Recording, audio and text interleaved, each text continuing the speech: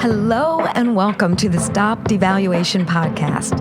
I'm your host and founder of the StopDevaluation movement, Melody Hilton. The heart of this movement is to see the value in all of humanity and live courageous lifestyles of using our power for good instead of harm.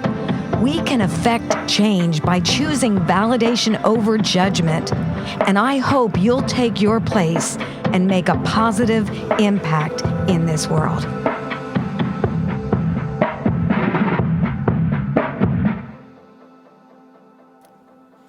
The heart of validation, diversity, and inclusion is modeled as Jason Ottley and I connect today.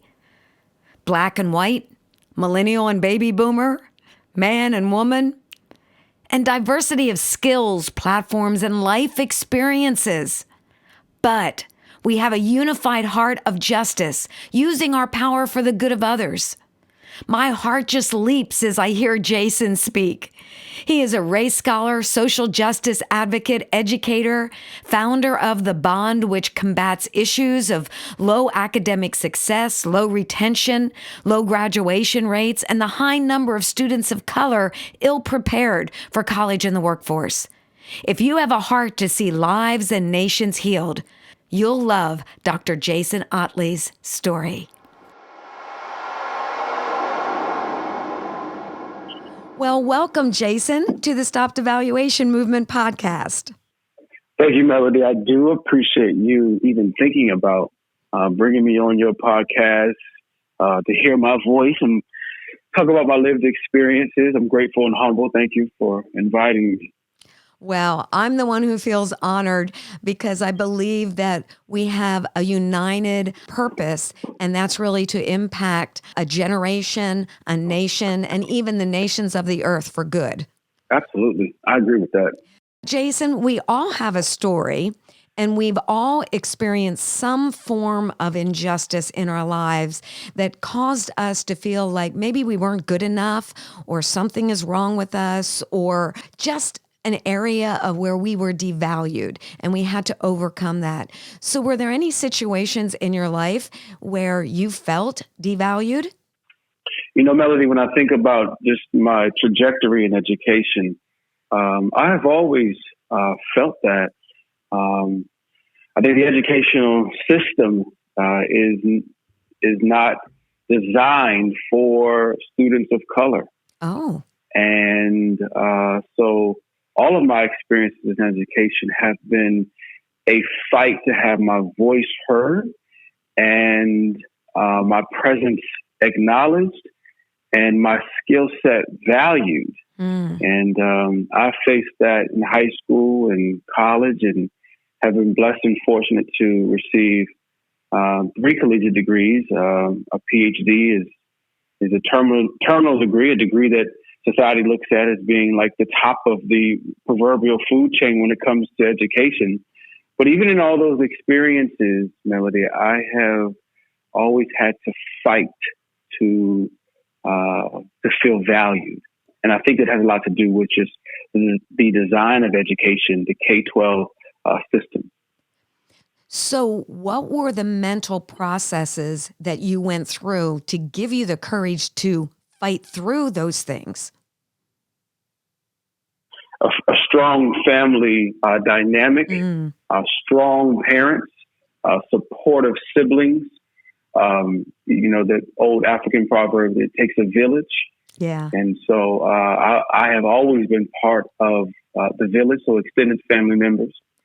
And then even when I started to get more education, my master's program and then my PhD program, a lot of my family members could not take that journey with me because they had not experienced that before. And so while they sent their prayers, love, and support, I was able to find a village even in those new spaces to me. And so there were men and women of color who had already taken that journey through a master's and a PhD program, who then became my support system, helped me to undergird me through moments of calamity and moments where I wanted to just throw in the towel and not do it anymore. And so it was the village and my extended community that really, really helped me to face some of those tough moments. Basically, there were people who saw not only your potential, but were willing to support you in that journey, to empower you to do what was in there innately from birth. The skills, the abilities, the Yeah, talents, all that were there all along. There was this treasure that had to be unearthed, and people saw that in you. absolutely. And I would be remiss if I thought that I saw those treasures in myself early on. That's It good. was the acknowledgement, and then my village placing a mirror in front of me while they talked about what they saw in me. And so then I began to repeat what they saw. There you So it go. wasn't that I saw it initially. I just put in the atmosphere everything that they told me they saw in me. Yeah. And then those things begin to manifest. What you said was so good, because we often don't see what we carry, what we can bring to the table. But you said someone put a mirror in front of you. That is so powerful. And so now you are now a huge generator of value. I would love for you to share with us how you are generating value in your world, how you are taking your experiences, taking your pain, and seeing through some external indicators of what could set a person up for failure, but you see the potential, you see the value, and now you're investing into so many others. Tell me how you are doing that.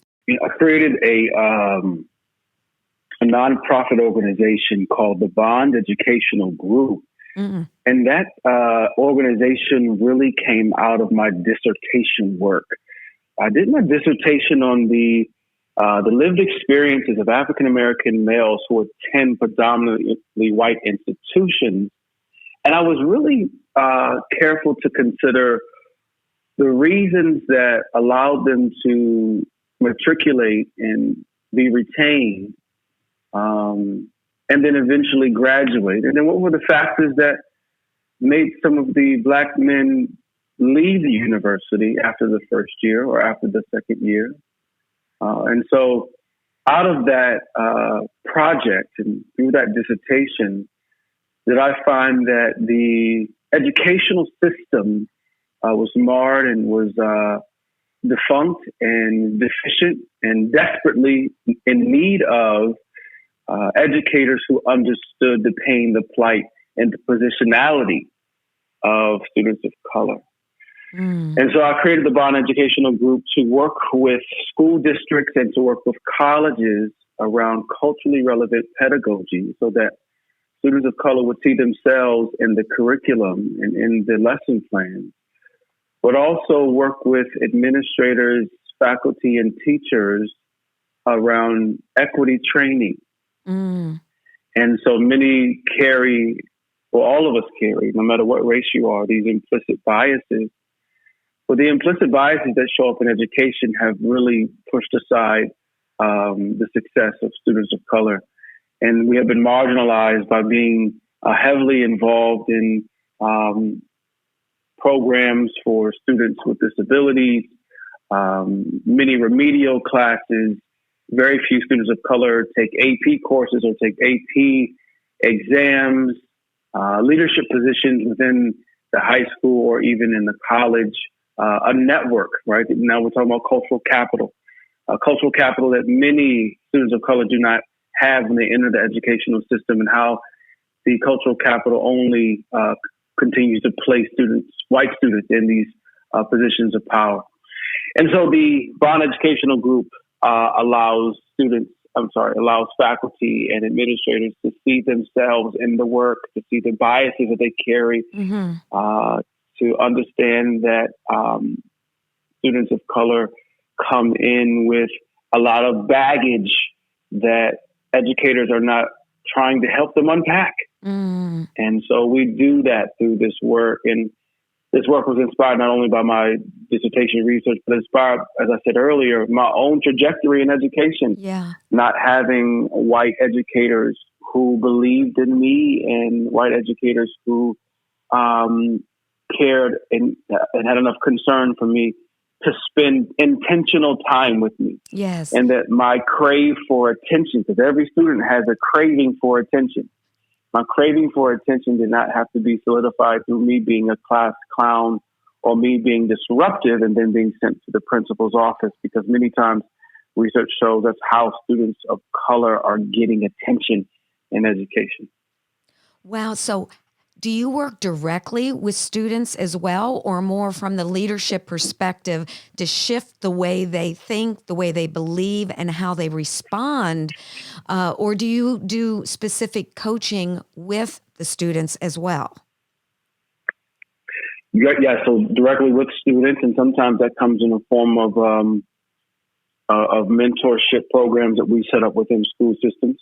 We also assist students in high school and colleges create diversity alliances that is comprised of, students from the student body as well as administrators in the school, so that they can talk about issues, racial issues, and inclusive issues related to, their success. And so it's not just appropriating teachers to start doing better, but giving students or empowering students to be able to have a voice. Yeah. And it does no good to be represented culturally, but if your voice has no value or power or privilege, then you're just nothing more than cultural representation. And so we help students to develop those voices. So by the time they get into college and the time they get into the workforce, that they do not feel marginalized in their positions and they feel that they can advocate for themselves. Wow, how powerfully eloquent you are, and how clearly defined a vision to generate value in a generation, raise up emerging leaders. Because what you're doing is you're building their identity, you're building their self-worth, you're removing the barriers of fear and limitation and cultural bias, so that they can see what they carry and have the courage to release it, yes, in the education process, but that's laying such a solid foundation for the rest of their lives, how they're going to parent, how they're going to lead others, how they're going to impact society for good. This is huge, buddy. You're planting seeds that are changing the rest of their lives, changing the very trajectory of their lives, and reproducing, because what happens in them will be reproduced in their children and their grandchildren. So you're impacting more than just the cultural norms of the day. You are addressing the things that can make our nation and the nations better, because courageous voices are arising that are confident and healed and whole and secure. Buddy, I'm proud of you. You're amazing. I appreciate that, Melody, and even for your vote of confidence. That's so important. Well, I know you're a public speaker as well. And so how do you generate value in what you do when you talk to large groups of individuals? That I am unapologetically Black when I walk into those spaces, right? Like you can hide that? You're right. Like hey, I'm here. Yay. And so, yeah. And for all of the folks in the audience who believe we live in a colorblind world, then I need to tell you that I'm Black, and you invited a Black man to come speak to you about some of the histories that have kept our society from being able to advance. And so I find value in just being who I am, and not having to fit a bill or to check off a box. I tell school systems that, hey, when you invite me in, if you just want me here just to give a nice, riveting speech that feels exciting and feels warm. That's not my job here. My job here is to disrupt some of the things that have plagued our society for so long. Good. And you should bring me in often. So if you want me to come one time, I can find a bunch of other one-time motivational speakers that'll come talk to you. But I'm about building relationships. So I find value in relationship building. And so school systems and colleges who work with the Bond Educational Group recognize that part of our work is to build relationships with these organizations and not just be a checkbox for them. Yes. And what you're doing is so powerful because you not only have learned to really see the value that you hold as in your intrinsic worth as a human being, no matter what color you are. The fact is you've discovered your intrinsic worth, and then you've discovered the value of what you bring to the table. And your automatic response then is to generate value wherever you go, meaning you have to confront that which devalues. You have to confront mindsets of injustice. You have to confront those things, because when you do, the byproduct will be shifting from devaluation to validation, from injustice to justice, to hopelessness and helplessness, to a new way of living. And you're modeling that just by your personal courage to be unapologetically you. And that is so powerful, because you're not just modeling before the African American community. You're modeling before every single person that is hearing your voice, because no matter what color we are, no matter what age we are, no matter what gender we are, we all deal with a sense of insecurities and fears, and all those things try to come in. And by your courage, it builds courage in others of every race. And so that is powerful. That's something that I believe will take us from, like you said, just checking off the boxes, and you being a token person, but really bringing in inclusion, not just diversity, but inclusion.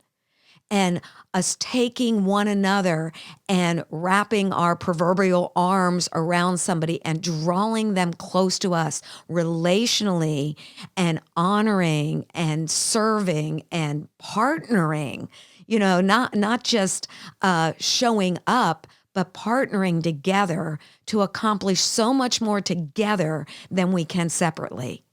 And you have a heart to do that. And I honor you for that. Well, Melody, thank you. I appreciate that. I really do. It's not easy. I'm sure you know that. There's a lot of obstacles that one faces in this work. But when I die and leave this magnificent planet, I want to be able to leave something behind that I just didn't gain all these great things and accolades in life, but I'm able to leave something that lives beyond me. Yes. A work that can be established in the ground, that beyond my years here on the earth will continue even when I'm gone. And it's this kind of work that I'm passionate about, because it will outlive me. Yes. All the other work I did prior to this, no one will remember when I leave, but they'll remember this work. Yes. And what is so beautiful is you will have sons and daughters, as it were, throughout the nation that will look to you and say, because of his voice, because of his message, and how he partnered and modeled the way for us, we have the honor to now do that for others. You are a reproducer of validation. I honor you, Jason, and I am so thankful for you taking your time out of your busy schedule to make an investment into the StopDevaluation movement. And in that, I believe people globally are going to hear your voice, and who you are and what you represent is going to bring courage to their hearts. So thank you for your voice, thank you for your life, and thank you for all that you do for humanity. Thank you so much, Melody. I really appreciate you. Hey, will you come back again? Oh, absolutely. Anytime. You just tell me when, where, I'll be there. Okay. Thank you so much, Jason. Thank you.